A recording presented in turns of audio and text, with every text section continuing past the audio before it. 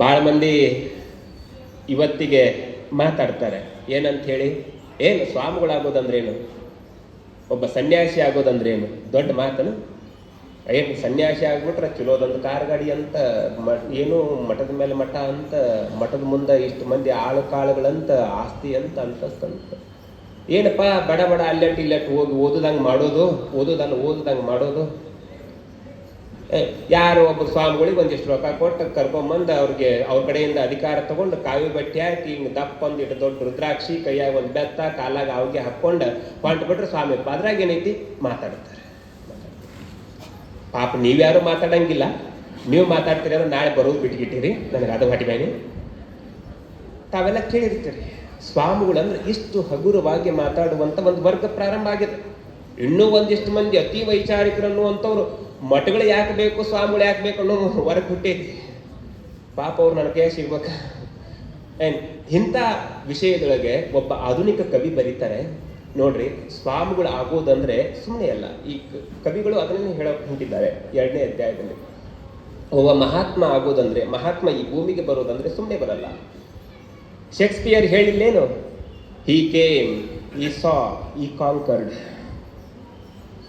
ಆತ ಬರ್ತಾನೆ, ಆತ ನೋಡ್ತಾನೆ, ಆತ ಗೆಲ್ತಾನೆ. ಯಾರು ಮಹಾತ್ಮರಾದಂಥವ್ರು ನಿಮ್ಮಂಗ ಸುಮ್ಮನೆ ಬಂದಂಥವ್ರಲ್ಲ. ಹಿಂಗೆ ಬಂದ್ರಲ್ಲ, ಇಲ್ಲಿ ನಮ್ಮ ಅವಶ್ಯಕತೆ ಐತೆ ಅನ್ನೋದು ಗೊತ್ತಿಟ್ಕೊಂಡು ಬಂದಂಥವ್ರು. ನೋಡ್ತಾರೆ, ಇಲ್ಲಿ ಏನು ಸಮಸ್ಯೆಗಳದಾವಲ್ಲ ಅವುಗಳನ್ನ ಜೀವಿಸ್ತಾರೆ, ಅದನ್ನ ಬಗೆಹರಿಸಿದ ಆದ್ಮೇಲೆ ನನ್ನ ಕೆಲಸ ಮುಗಿತು ಅಂತ ನಕ್ಕೋಂತ ಎಲ್ಲಿಂದ ಬಂದ್ರು ಅಲ್ಲಿಗೆ ಹೋಗಿ ಬಯಲಲ್ಲಿ ಬಯಲಾಗಿ ಎಲ್ಲರನ್ನ ಪೊರಿತಾರಲ್ಲ, ಅಂಥವರನ್ನ ಮಹಾತ್ಮರನ್ನಬೇಕು, ಅಂಥವರನ್ನ ಯೋಗ್ಯವಂತರು ಅಂತ ಅಣಬೇಕು ಅಂತ ಶೇಕ್ಸ್ಪಿಯರ್ ಹೇಳುವಾಗ, ಒಬ್ಬ ಆಧುನಿಕ ಕವಿ ಅಂತಾರೆ ಕರ್ನಾಟಕದವರೇ, ನಮ್ಮವರೇ. 4 ವರ್ಷ ಚೆನ್ನಾಗಿ ಓದ್ಬಿಟ್ರೆ ಇಂಜಿನಿಯರಿಂಗ್ ಮಾಡ್ಬೋದಂತ ಒಬ್ಬ ಮನುಷ್ಯ ಮನಸ್ಸು ಮಾಡಿ. 4 ವರ್ಷ ಚೆನ್ನಾಗಿ ಓದ್ಬಿಟ್ರೆ ಒಬ್ಬ ಇಂಜಿನಿಯರ್ ಆಗ್ಬೋದು. 5 ರಿಂದ 6 ವರ್ಷ ಚೆನ್ನಾಗಿ ಪ್ರಾಕ್ಟೀಸ್ ಮಾಡಿಬಿಟ್ರೆ ಒಬ್ಬ ಡಾಕ್ಟರ್ ಆಗ್ಬೋದು. ಗೊತ್ತಾಗತ್ತಲ್ರಿ, ಡಾಕ್ಟರ್ ಆಗ್ಬೋದು. 8 ವರ್ಷ ಪ್ರಾಕ್ಟೀಸ್ ಮಾಡಿದ್ರೆ ಒಬ್ಬ ಶ್ರೇಷ್ಠ ಸರ್ಜನ್ ಆಗ್ಬೋದು.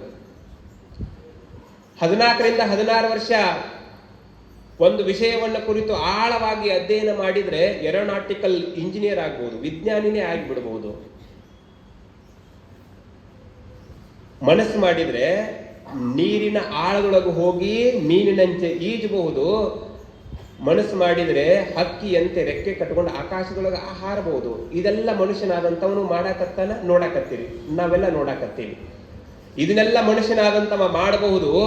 ಆದ್ರೆ ಒಬ್ಬ ಮಹಾತ್ಮನಾಗಿ ಈ ಸಮಾಜವನ್ನ ಮುನ್ನಡೆಸೋದಕ್ಕೆ 1 ಜನ್ಮದ ಪುಣ್ಯ ಸಾಲಂಗಿಲ್ಲ. 7 ಜನ್ಮದ ಪುಣ್ಯದ ಫಲವಾಗಿ ಈ ಭೂಮಿಗೆ ಮಹಾತ್ಮ ಅವತರಿಸಿ ಬರ್ತಾನೆ. ಅದು ಪುಣ್ಯದ ಫಲವಾಗಿ ಬರುವಂತ ವಸ್ತುನೇ ಹೊರತು ಯಾರೋ ಹೇಳಿದ್ರು ಅಂತ ಬರುವಂತ ವಸ್ತು ಅಲ್ಲ ಅನ್ನೋದನ್ನ ಬಹಳ ಸುಂದರವಾಗಿ ಹೇಳ್ತಾರೆ. ಯುಗ ಪುರುಷರು, ಯುಗಾವತಾರಿಗಳು, ಸತ್ಪುರುಷರು ಭೂಮಿಗೆ ಬರುವುದಂದ್ರೆ ಅದು ಪೂರ್ವ ಜನ್ಮದ ಸುಕೃತದ ಪುಣ್ಯ. ಅವರನ್ನ ಈ ಭೂಮಿಗೆ ಹೆತ್ತು ಕೊಡುವಂತ ತಾಯಿಯ ಗರ್ಭ ಎಷ್ಟು ಪವಿತ್ರಗೊಂಡಿರಬೇಕು, ಎಷ್ಟು ಪವಿತ್ರವಾಗಿರಬೇಕು. ಅದನ್ನ ಮುಂದುವರೆದು ನಾನು ಇನ್ನೊಂದು ಮಾತನ್ನು ಹೇಳುವುದಾದ್ರೆ, ಆ ಮಾತಿಗೆ ಮುಂದುವರೆದು ಇನ್ನೊಂದು ಮಾತನ್ನು ಹೇಳುವುದಾದ್ರೆ, ಅಂತ ಮಹಾತ್ಮರು ಈ ಭೂಮಿಗೆ ಬರೋದಕ್ಕೆ 7 ಜನ್ಮದ ಸುಕೃತದ ಪುಣ್ಯದ ಫಲವಾಗಿ ಏನು ಬರ್ತಾರಲ್ಲ, ಅಂತ ಮಹಾತ್ಮರ ಚರಿತ್ರೆಯನ್ನ ನಾವು ನೀವೆಲ್ಲರೂ ಕೂಡಿ ಇಂಥ ತಂಪತ್ತೊಳಗೆ ಕೇಳಾಕತ್ತೀವಲ್ಲ, ಯಾರಿಗುಂಟು ಯಾರಿಗಿಲ್ಲ ಈ ಅವಕಾಶ.